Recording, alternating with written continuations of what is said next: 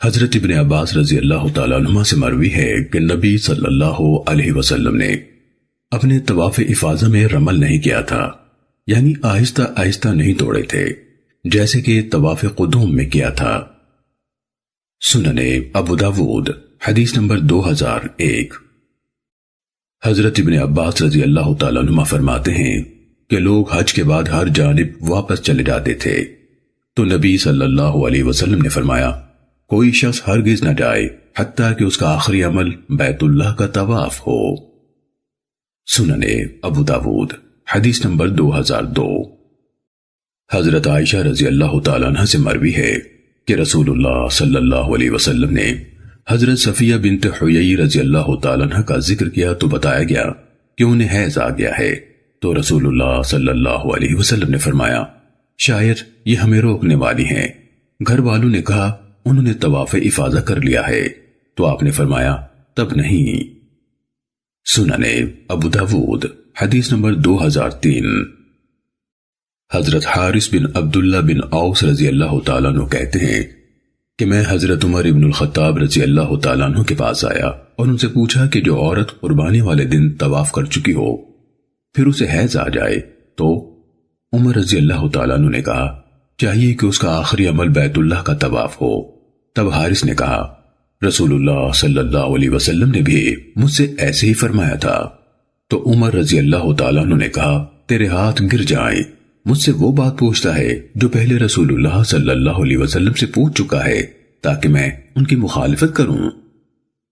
سنن ابو داود حدیث نمبر 2004۔ حضرت عائشہ رضی اللہ تعالیٰ عنہ بیان کرتی ہیں کہ میں نے تنعیم سے عمرے کا احرام باندھا، پھر حرم میں داخل ہوئی اور اپنا عمرہ پورا کیا، اور رسول اللہ صلی اللہ علیہ وسلم نے وادی ابطح میں میرا انتظار کیا حتیٰ کہ میں فارغ ہو گئی، اور اپنے لوگوں کو کوچ کرنے کا حکم دیا، اور کہتی ہے کہ رسول اللہ صلی اللہ علیہ وسلم بیت اللہ میں تشریف لائے، اس کا طواف کیا، پھر روانہ ہو گئے۔ سنن ابو داود حدیث نمبر 2005۔ حضرت عائشہ رضی اللہ تعالیٰ عنہ نے بیان کیا کہ میں نبی صلی اللہ علیہ وسلم کے ساتھ مینا سے آخری دن میں نکلی تو آپ نے وادی محصب میں پڑاؤ کیا، یعنی مکے اور مینا کے درمیان مقبرۃ المعلی سے مینا کی طرف جانے والے راستے کا نام ابطح اور محصب ہے۔ امام ابو داود رحمہ اللہ فرماتے ہیں کہ ابن بشار نے اس حدیث میں ان کو تنعیم کی طرف روانہ کرنے کا ذکر نہیں کیا۔ حضرت عائشہ رضی اللہ تعالیٰ عنہ کہتی ہیں چنانچہ میں سحر کے وقت عمرے سے فارغ ہو کر آپ کے پاس پہنچی تو آپ نے صحابہ کو کوچ کا حکم دیا اور خود سوار ہوئے، اور نماز فجر سے پہلے بیت اللہ میں آئے، طواف کیا، اور پھر مدینے کی راہ کی طرف چل نکلے۔ سنن ابو داود حدیث نمبر 2006۔ حضرت عائشہ رضی اللہ تعالیٰ عنہ بیان کرتی ہیں کہ رسول اللہ صلی اللہ علیہ وسلم وادی محصب میں اس لیے اترے تھے تاکہ آپ کو مکے سے نکلنے میں آسانی رہے۔ یہ کوئی مشروع سنت نہیں ہے، جو چاہے یہاں اتر جائے اور جو چاہے نہ اترے۔ سنن ابو داود حدیث نمبر 2008۔ حضرت ابو رافع مولا رسول اللہ صلی اللہ علیہ وسلم کہتے ہیں کہ رسول اللہ صلی اللہ علیہ وسلم نے مجھے یہ حکم نہیں دیا تھا کہ میں آپ کے پڑاؤ کا یہاں انتظام کروں، لیکن میں نے اپنے طور پر یہاں آپ کا خیمہ لگا دیا تھا تو آپ یہاں اتر پڑے تھے۔ جناب مسدد نے کہا کہ ابو رافع رضی اللہ تعالیٰ عنہ نبی صلی اللہ علیہ وسلم کے سامان سفر کے نگران اور منتظم تھے۔ عثمان بن ابی شیبہ نے اپنی روایت میں فی الابطح کا لفظ ذکر کیا ہے۔ سنن ابو داود حدیث نمبر 2009۔ حضرت اسامہ بن زید رضی اللہ تعالیٰ عنہ کہتے ہیں کہ حج کے موقع پر میں نے پوچھا اے اللہ کے رسول آپ کل کہاں قیام فرمائیں گے؟ آپ نے فرمایا بھلا عقیل نے ہمارے لیے کوئی منزل رہنے بھی دی ہے؟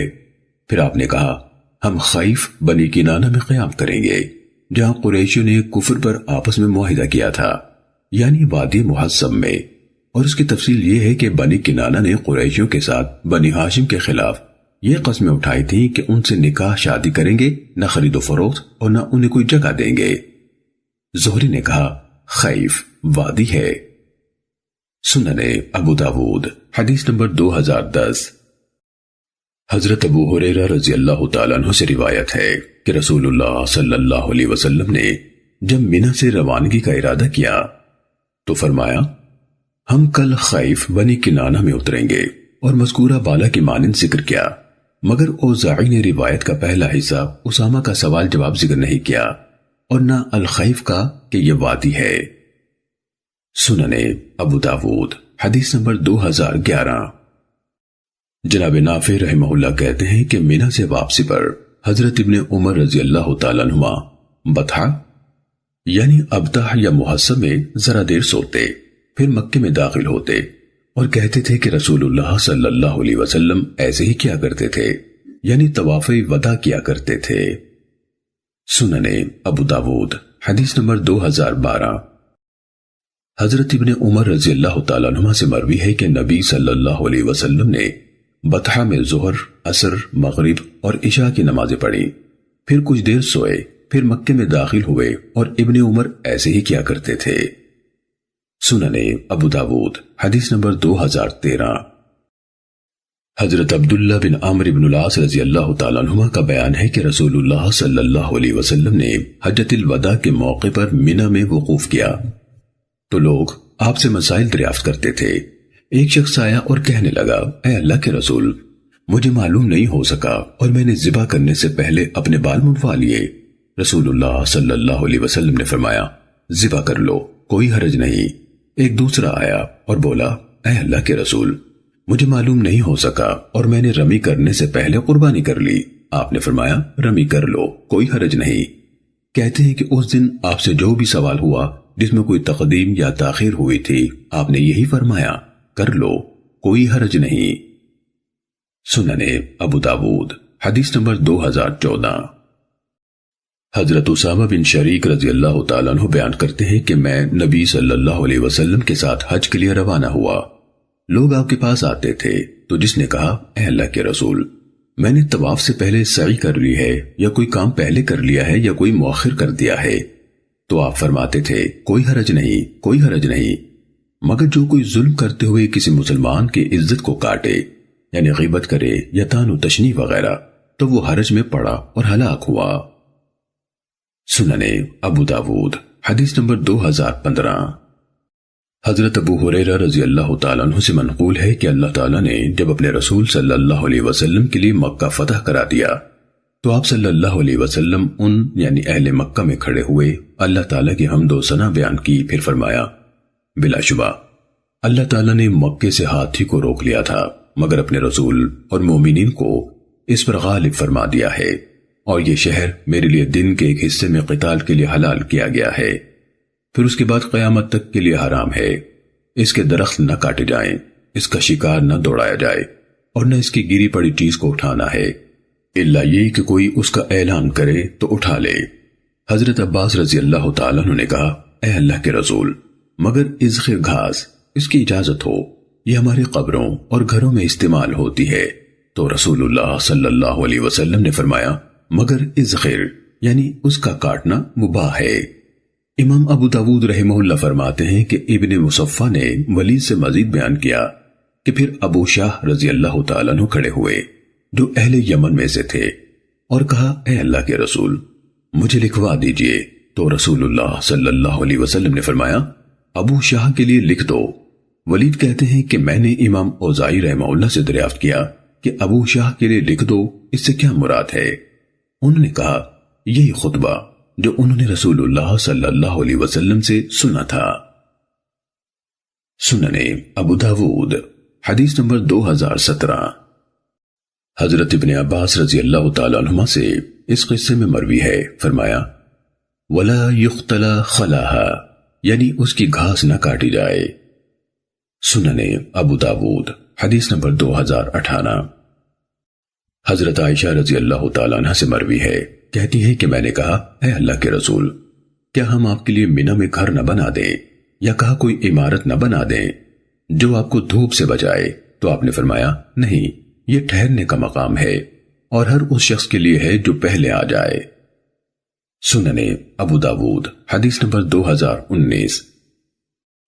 بکر بن عبداللہ سے روایت ہے کہ ایک شخص نے حضرت ابن عباس رضی اللہ تعالیٰ عنہما سے کہا، اس گھر کے خدام کو کیا ہوا ہے کہ یہ لوگ نبیذ پلاتے ہیں، یعنی کھجور یا کشمش کا شربت، جبکہ ان کے چچا زاد یعنی قریش دودھ، شہد اور ستو پلاتے ہیں، کیا یہ بخیل ہیں یا محتاج؟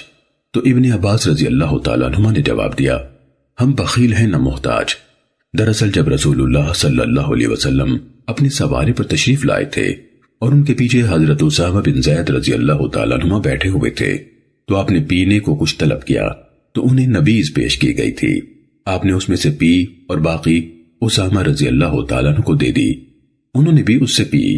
پھر رسول اللہ صلی اللہ علیہ وسلم نے فرمایا، تم نے بہت خوب کیا، بہت اچھا کیا، سو ایسے ہی کیا کرو۔ چنانچہ رسول اللہ صلی اللہ علیہ وسلم نے جو فرما دیا ہے اس کو ہم بدلنا نہیں چاہتے۔ سننے ابو داود حدیث نمبر 2021۔ حضرت عمر بن عبدالعزیز رحمہ اللہ نے سائب بن یزید سے پوچھا کہ آپ نے مکے میں اقامت کے بارے میں کچھ سنا ہے؟ تو انہوں نے کہا کہ حضرت علا بن حضرمی رضی اللہ تعالیٰ عنہ نے مجھے بتایا کہ میں نے رسول اللہ صلی اللہ علیہ وسلم سے سنا تھا، آپ فرماتے تھے مہاجی لوگ طواف صدر یعنی افاضہ کے بعد 3 دن تک رک سکتے ہیں۔ سننے ابو داود حدیث نمبر 2022۔ حضرت عبداللہ بن عمر رضی اللہ تعالیٰ عنہ کا بیان ہے کہ رسول اللہ صلی اللہ علیہ وسلم اسامہ بن زید، عثمان بن طلحہ الحجبی اور بلال رضی اللہ تعالیٰ عنہم کعبے کے اندر داخل ہوئے اور بلال نے دروازہ بند کر دیا، پس آپ کچھ دیر اندر رہے۔ عبداللہ بن عمر رضی اللہ تعالیٰ عنہ کہتے ہیں کہ میں نے بلال رضی اللہ تعالیٰ عنہ سے ان کے نکلنے پر پوچھا کہ رسول اللہ صلی اللہ علیہ وسلم نے اندر کیا کیا تھا؟ انہوں نے بتایا کہ آپ نے ایک ستون اپنی بائیں جانب کیا اور 2 ستون دائیں جانب اور 3 ستون اپنے پیچھے اور پھر نماز پڑھی، اور بیت اللہ ان دنوں 6 ستونوں پر قائم تھا۔ سننے ابو داود حدیث نمبر 2023۔ امام مالک رحمہ اللہ نے یہ حدیث روایت کی مگر ستونوں کا ذکر نہیں کیا، کہا پھر آپ نے نماز پڑھی، آپ صلی اللہ علیہ وسلم اور قبلے کی دیوار کے درمیان 3 ہاتھ کا فاصلہ تھا۔ سننے ابو داود حدیث نمبر 2024۔ حضرت ابن عمر رضی اللہ تعالیٰ عنہما نبی صلی اللہ علیہ وسلم سے نقل کرتے ہیں اور قعنبی کی مذکورہ بالا روایت کی مانند بیان کیا، کہا میں یہ پوچھنا بھول گیا کہ آپ نے کتنی رکعتیں پڑھیں۔ سننے ابو داود حدیث نمبر 2025۔ عبد الرحمن بن صفوان کہتے ہیں کہ میں نے حضرت عمر بن الخطاب رضی اللہ تعالیٰ عنہ سے پوچھا کہ رسول اللہ صلی اللہ علیہ وسلم جب کعبے میں داخل ہوئے تو کیا کیا تھا؟ انہوں نے کہا آپ نے 2 رکعتیں پڑھی تھیں۔ سننے ابو داود حدیث نمبر 2026۔ حضرت ابن عباس رضی اللہ تعالیٰ عنہ سے مروی ہے کہ نبی صلی اللہ علیہ وسلم جب مکے میں تشریف لائے تو کعبے کے اندر جانے سے انکار فرما دیا کیونکہ اس کے اندر بت رکھے ہوئے تھے، چنانچہ آپ نے حکم دیا اور انہیں باہر نکال دیا گیا۔ ان میں حضرت ابراہیم و اسماعیل علیہ السلام کی تصویریں بھی تھیں جن کے ہاتھوں میں پانسے یعنی قسمت معلوم کرنے کے تیر دکھلائے گئے تھے۔ تو رسول اللہ صلی اللہ علیہ وسلم نے فرمایا اللہ ان پر لعنت کرے، قسم اللہ کی انہیں خوب علم تھا کہ ان حضرات نے کبھی بھی ان سے پانسے نہیں ڈالے تھے۔ چنانچہ اس کے بعد آپ صلی اللہ علیہ وسلم کعبے میں داخل ہوئے اور اس کے اطراف اور کونوں میں تکبیریں کہیں، پھر آپ نکل آئے اور اندر نماز نہیں پڑھی۔ سننے ابو داود حدیث نمبر 2027۔ حضرت عائشہ رضی اللہ تعالیٰ عنہ بیان کرتی ہیں کہ میں چاہتی تھی کہ کعبے کے اندر داخل ہوں اور اس میں نماز پڑھوں تو رسول اللہ صلی اللہ علیہ وسلم نے میرا ہاتھ پکڑا اور حجر یعنی حتیم میں داخل کر دیا اور فرمایا جب تم کعبے میں داخل ہونا چاہو تو حجر میں نماز پڑھ لیا کرو، یہ بھی بیت اللہ ہی کا حصہ ہے۔ حقیقت یہ ہے کہ تیری قوم نے تعمیر کعبہ کے وقت اسے قدر پر اکتفا کیا اور اسے تعمیر سے خارج کر دیا تھا۔ سننے ابو داود حدیث نمبر 2028۔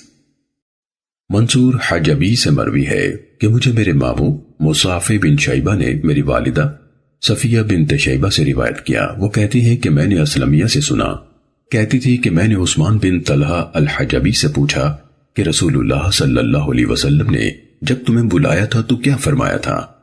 انہوں نے کہا آپ نے فرمایا تھا میں تجھے یہ کہنا بھول گیا تھا کہ 2 سینگوں کو ڈھانپ دو، بیت اللہ میں کوئی ایسی چیز نہیں ہونی چاہیے جو نمازی کو مشغول کرنے والی ہو۔ ابن سرح نے اپنی سند میں حدثنی خالی کے بعد مصعفی بن شیبہ کے نام کی تصریح کی ہے۔ سننے ابو داود حدیث نمبر 2030۔ حضرت ابو ہریرہ رضی اللہ تعالیٰ عنہ سے روایت ہے کہ نبی صلی اللہ علیہ وسلم نے فرمایا، پالان نہ کسے جائیں مگر 3 مساجد کی طرف، یعنی مسجد حرام یعنی بیت اللہ، میری یہ مسجد یعنی مسجد نبوی اور مسجد اقصی کی طرف۔ سننے ابو داود حدیث نمبر 2033۔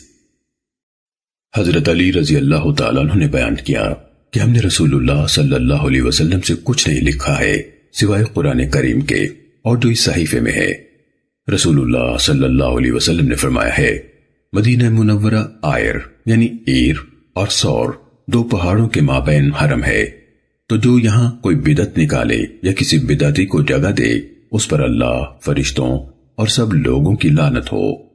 اس کا فرض اور نفل کچھ قبول نہیں ہوگا۔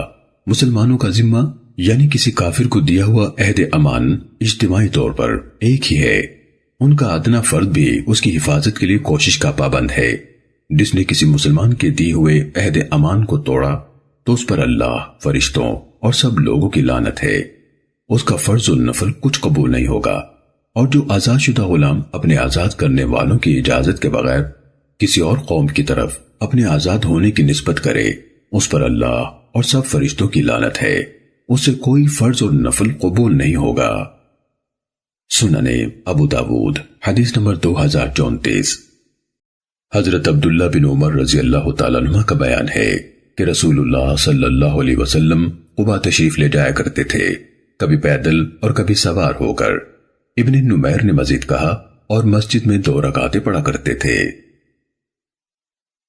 سننے ابو داود حدیث نمبر 2040۔ حضرت ابو ہریرہ رضی اللہ تعالیٰ عنہ سے مروی ہے، رسول اللہ صلی اللہ علیہ وسلم نے فرمایا، اپنے گھروں کو قبرستان مت بناؤ اور نہ میری قبر کو عید یعنی میلہ گاہ بناؤ، اور مجھ پر درود پڑھو۔ تم جہاں کہیں بھی ہوگے تمہارا درود مجھ کو پہنچ جائے گا۔ سننے ابو داود حدیث نمبر 2042۔ ربیہ بن حدیر کہتے ہیں کہ میں نے حضرت طلحہ بن عبید اللہ رضی اللہ تعالیٰ عنہ کو کبھی حدیث رسول بیان کرتے نہیں سنا مگر ایک حدیث۔ شاگرد نے کہا، میں نے پوچھا وہ کون سی؟ طلحہ نے کہا، ہم رسول اللہ صلی اللہ علیہ وسلم کے ساتھ نکلے، ہم شہداء کی قبروں کا قصد کیے ہوئے تھے، حتیٰ کہ ہم حرہ واقم پر چڑھ گئے۔ جب اس سے نیچے اترے تو وہاں ایک جانب میں قبریں تھیں۔ ہم نے کہا، اے اللہ کے رسول، کیا ہمارے بھائیوں کی قبریں یہی ہیں؟ آپ نے فرمایا، یہ ہمارے اصحاب کی قبریں ہیں۔ پھر جب ہم شہداء کی قبروں پر پہنچ گئے تو فرمایا، یہ ہمارے بھائیوں کی قبریں ہیں۔ سننے ابو داود حدیث نمبر 2043۔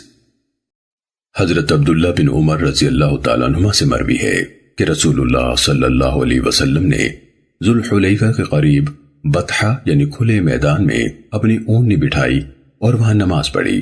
چنانچہ عبداللہ بن عمر رضی اللہ تعالیٰ عنہما اس پر عمل کیا کرتے تھے۔ درج ذیل اثر میں اس کی وضاحت ہے۔ سننے ابو داود حدیث نمبر 2044۔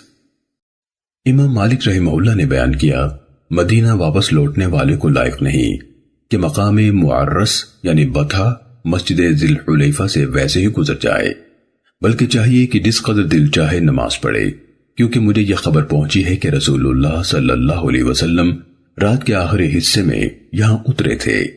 امام ابو داود رحمہ اللہ فرماتے ہیں کہ میں نے محمد بن اسحاق مدنی سے سنا تھا کہ معرس مدینے سے 6 میل کے فاصلے پر ہے۔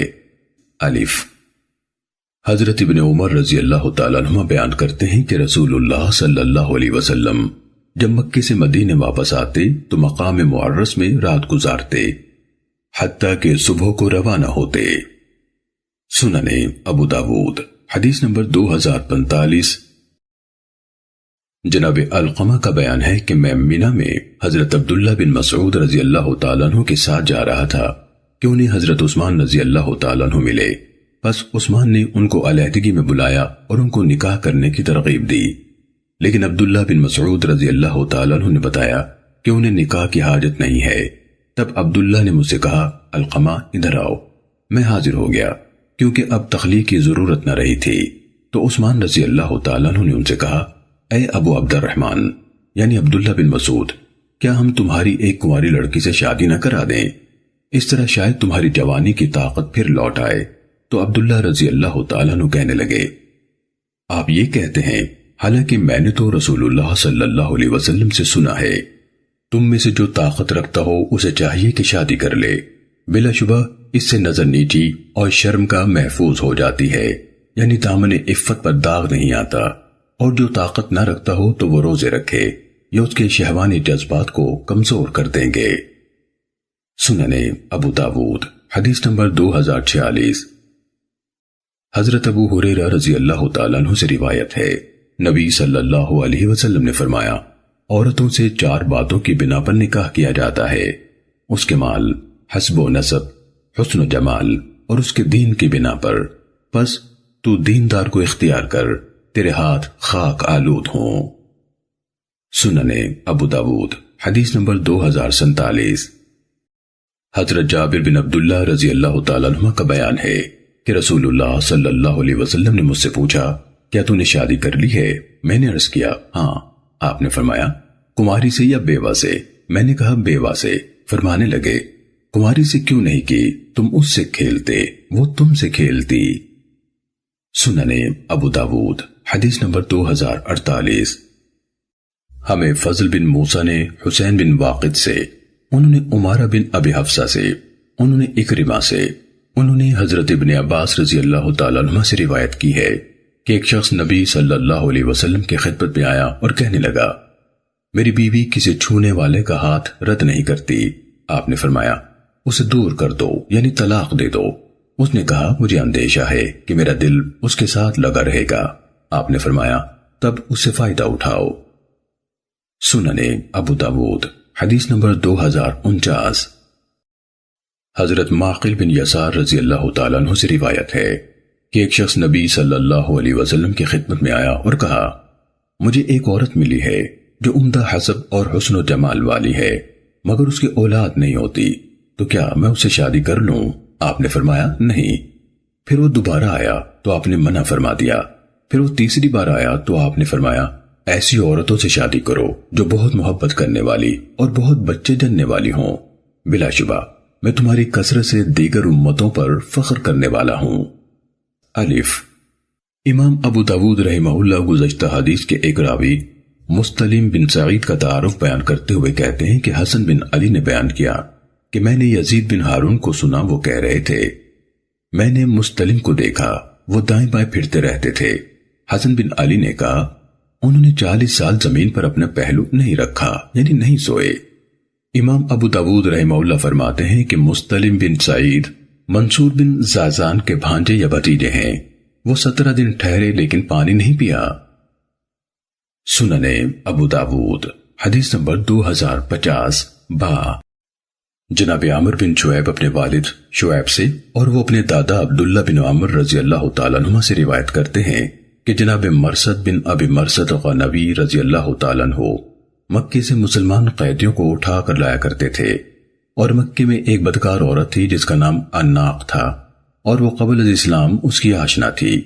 وہ بیان کرتے ہیں کہ میں نبی صلی اللہ علیہ وسلم کی خدمت میں حاضر ہوا اور عرض کیا، اے اللہ کے رسول، کیا میں عناق سے شادی کر لوں؟ آپ صلی اللہ علیہ وسلم نے مجھے اس کا جواب نہ دیا۔ تب یہ آیت کریمہ نازل ہوئی، وَالزَّانِيَةُ لَا يَنكِحُهَا إِلَّا زَانٍ أَوْ مُشْرِكٌ، یعنی بدکار عورت سے کوئی بدکار مرد یا مشرک ہی نکاح کرتا ہے۔ آپ صلی اللہ علیہ وسلم نے مجھے بلوایا، مجھ پر یہ آیت پڑھی اور فرمایا، اس سے نکاح مت کرو۔ سننے ابو داود حدیث نمبر 2051۔ حضرت ابو ہریرہ رضی اللہ تعالیٰ عنہ نے بیان کیا کہ رسول اللہ صلی اللہ علیہ وسلم نے فرمایا، کوئی زانی جسے زنا کی حد لگی ہو کسی اپنی جیسی عورت ہی سے نکاح کرتا ہے۔ ابو معمر نے اپنی سند میں یوں کہا، حدثنا حبیب المعلم عن عمرو بن شعیب۔ سننے ابو داود حدیث نمبر 2052۔ حضرت ابو موسیٰ رضی اللہ تعالیٰ عنہ نے بیان کیا کہ رسول اللہ صلی اللہ علیہ وسلم نے فرمایا، جو شخص اپنی لونڈی کو آزاد کر کے خود ہی اسے نکاح کر لے، تو ایسے شخص کے لیے دوہرا اجر ہے۔ سننے ابو داود حدیث نمبر 2053۔ حضرت انس بن مالک رضی اللہ تعالیٰ عنہ سے منقول ہے کہ نبی صلی اللہ علیہ وسلم نے صفیہ رضی اللہ تعالیٰ عنہ کو آزاد فرمایا اور پھر اپنے حرم میں داخل ہونے کا شرف بخشا اور ان کے آزاد کرنے ہی کو ان کا حق مہر ٹھہرایا۔ سننے ابو داود حدیث نمبر 2054۔ ام المومنین حضرت عائشہ رضی اللہ تعالیٰ عنہ بیان کرتی ہیں رسول اللہ صلی اللہ علیہ وسلم نے فرمایا رضاعت کی بنا پر وہ تمام رشتے حرام ہو جاتے ہیں جو ولادت کے تعلق سے حرام ہیں۔ سننے ابو داود حدیث نمبر 2055۔ ام المومنین حضرت ام سلمہ رضی اللہ تعالیٰ عنہ سے مروی ہے کہ ام المومنین حضرت ام حبیبہ رضی اللہ تعالیٰ عنہ نے کہا اے اللہ کے رسول کیا آپ میری بہن میں راغب ہیں؟ آپ نے فرمایا تو کیا کروں؟ کہنے لگی کہ آپ اس سے نکاح کر لیں۔ آپ نے فرمایا تیری بہن سے؟ بولی ہاں۔ آپ نے کہا کیا تمہیں یہ پسند ہے؟ کہنے لگی میں کوئی آپ کے پاس اکیلی تو نہیں ہوں اور اس شراکت میں مجھے یہ زیادہ پسند ہے کہ میری بہن اس خیر میں میرے حصے دار بنے۔ آپ نے فرمایا یہ میرے لیے حلال نہیں ہے۔ وہ کہنے لگی قسم اللہ کی مجھے بتایا گیا ہے کہ آپ نے درہ یا زرہ، حدیث کے راوی زہیر کو شک ہے، دختر ابو سلمہ کے لیے پیغام بھجوایا ہے۔ آپ نے کہا ام سلمہ کی بیٹی کے لیے؟ کہنے لگی ہاں۔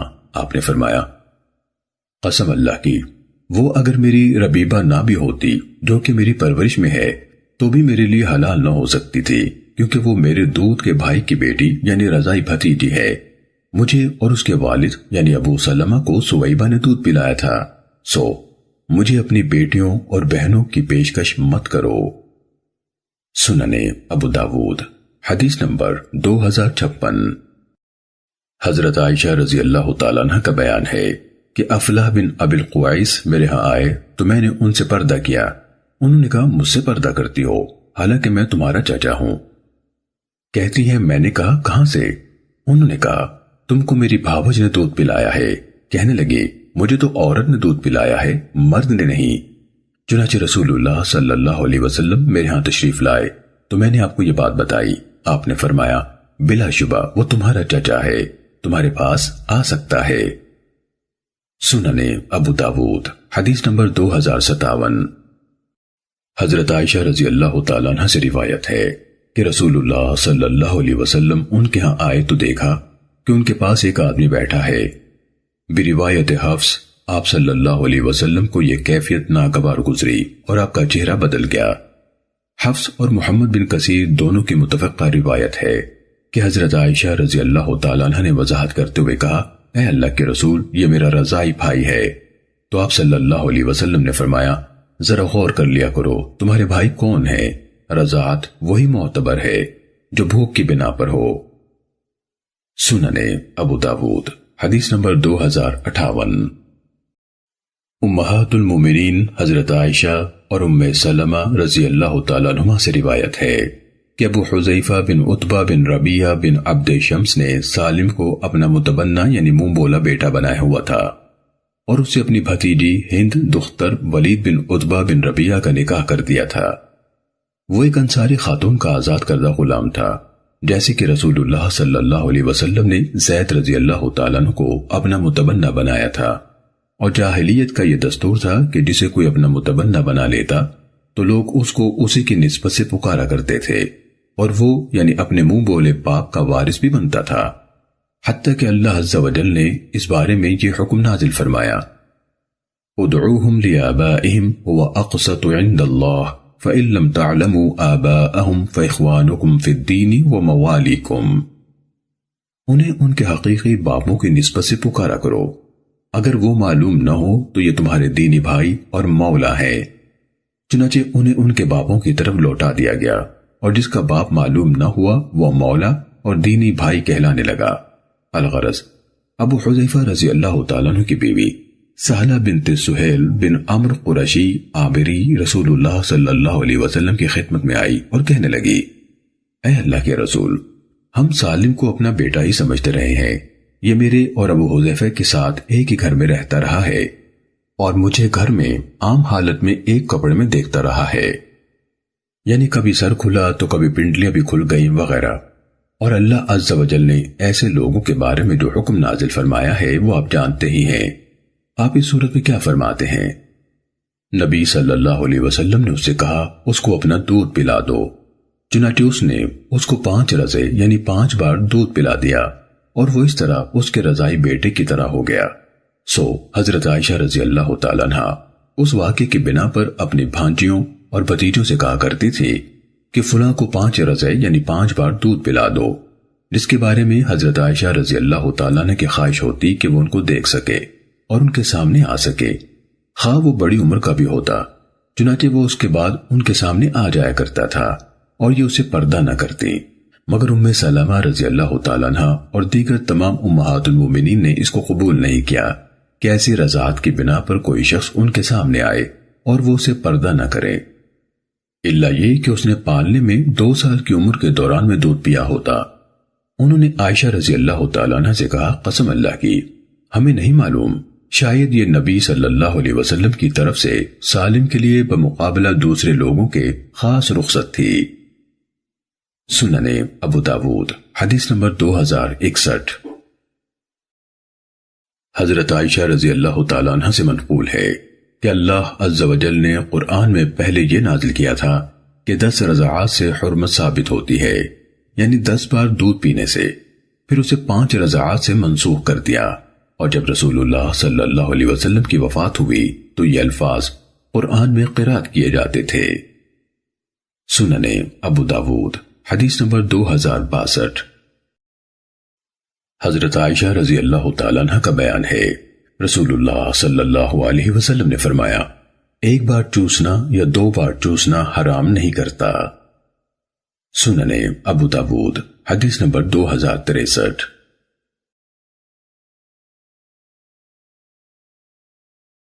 حضرت ابو ہریرہ رضی اللہ تعالیٰ عنہ نے بیان کیا رسول اللہ صلی اللہ علیہ وسلم نے فرمایا نہ نکاح کی جائے کوئی عورت اس کی پھوپھی پر، نہ پھوپھی اس کی بھتیجی پر، اور نہ نکاح کی جائے کوئی عورت اس کی خالہ پر، نہ خالہ اس کی بھانجی پر، نہ نکاح کی جائے بڑی چھوٹی پر اور نہ چھوٹی بڑی پر۔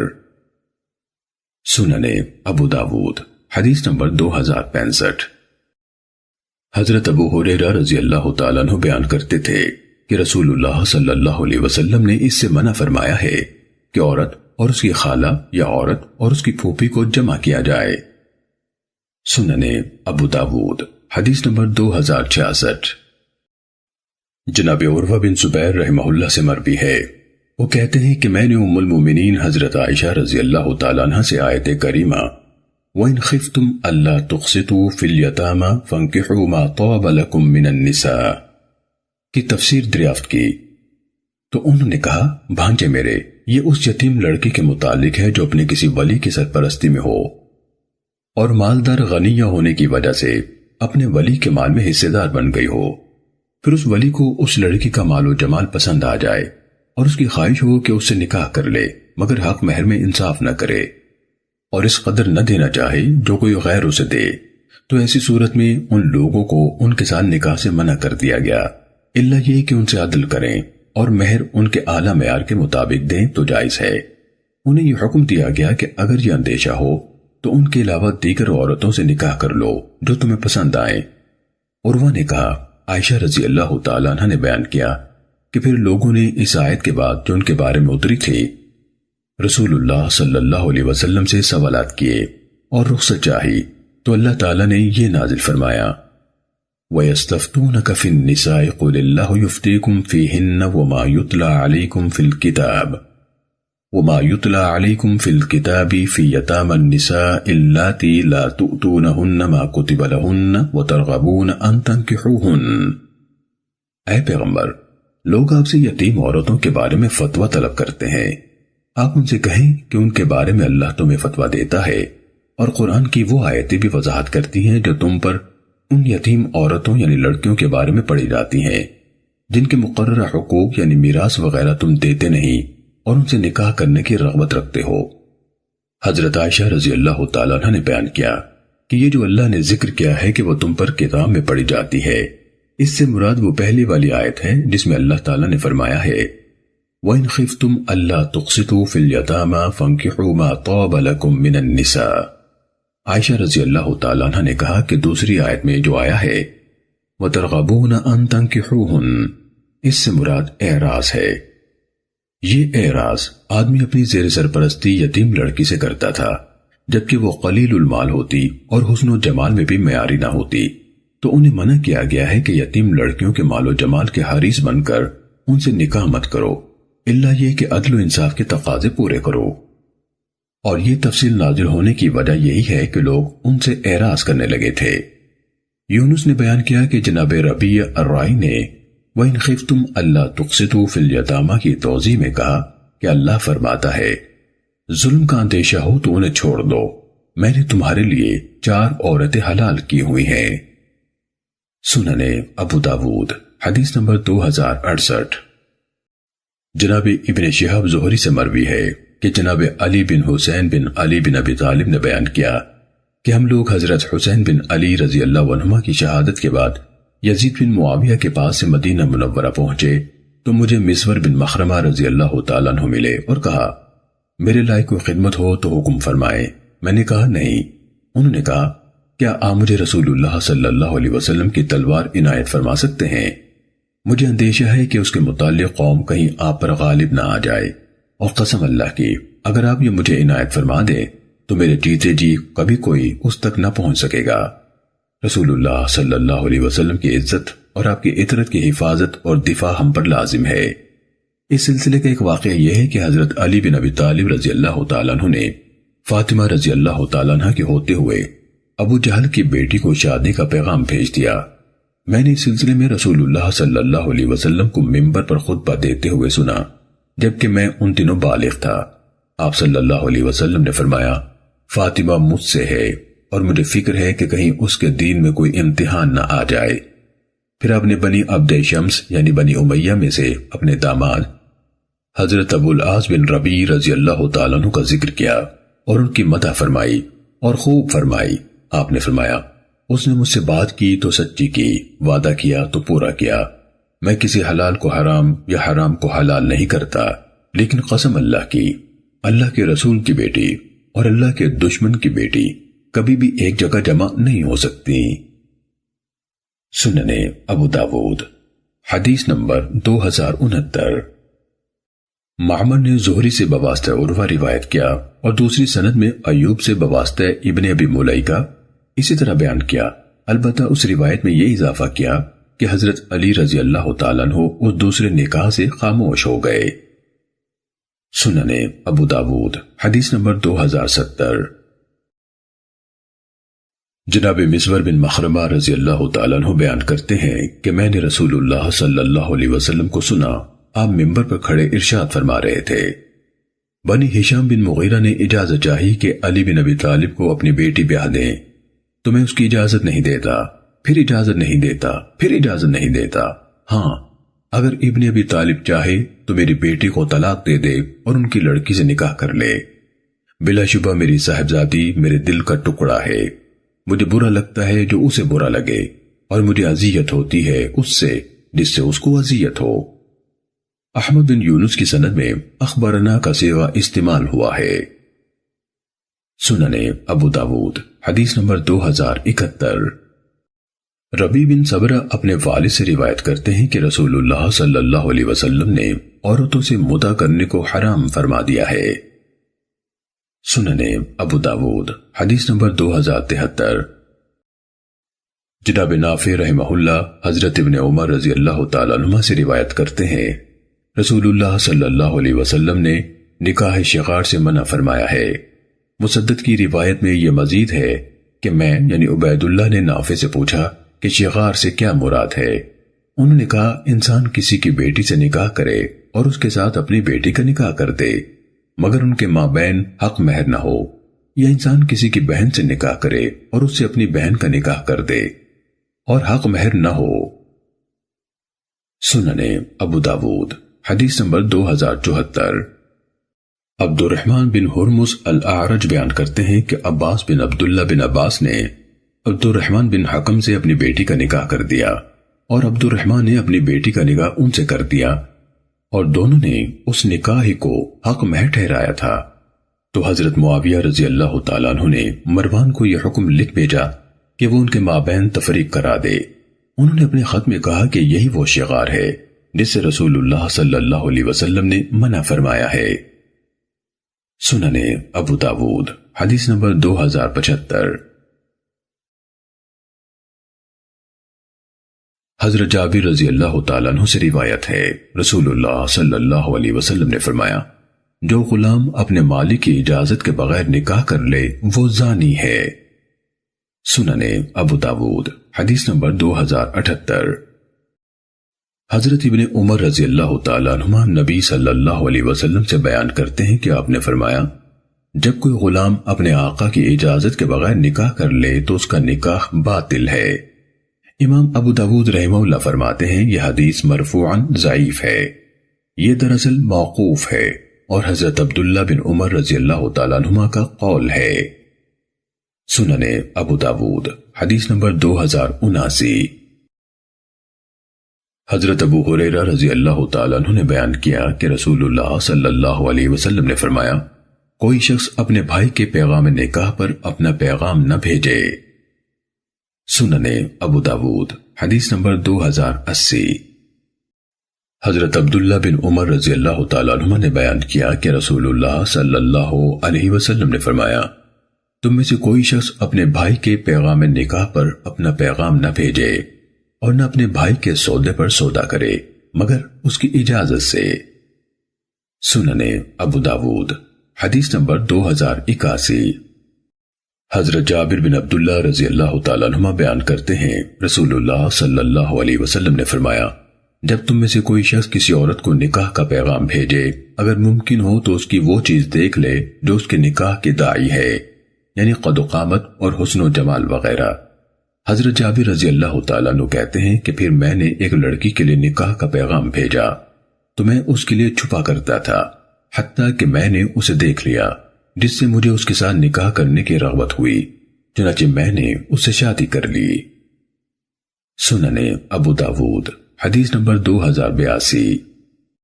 حضرت عائشہ رضی اللہ تعالیٰ عنہ کا بیان ہے، رسول اللہ صلی اللہ علیہ وسلم نے فرمایا، جس عورت نے اپنے ولی کی اجازت کے بغیر نکاح کیا اس کا نکاح باطل ہے۔ 3 بار فرمایا، اگر شوہر اس سے صحبت کر لے تو اس کو مہر دینا پڑے گا بسبب اس کے جو اس نے اس سے فائدہ حاصل کیا۔ اگر ولیوں کا جھگڑا ہو جائے تو حاکم ولی ہے اس کا جس کا کوئی ولی نہ ہو۔ سنن ابو داود حدیث نمبر 2083۔ حضرت عائشہ رضی اللہ تعالیٰ عنہ نے نبی صلی اللہ علیہ وسلم سے مذکورہ بالا حدیث کے ہم معنی بیان کیا۔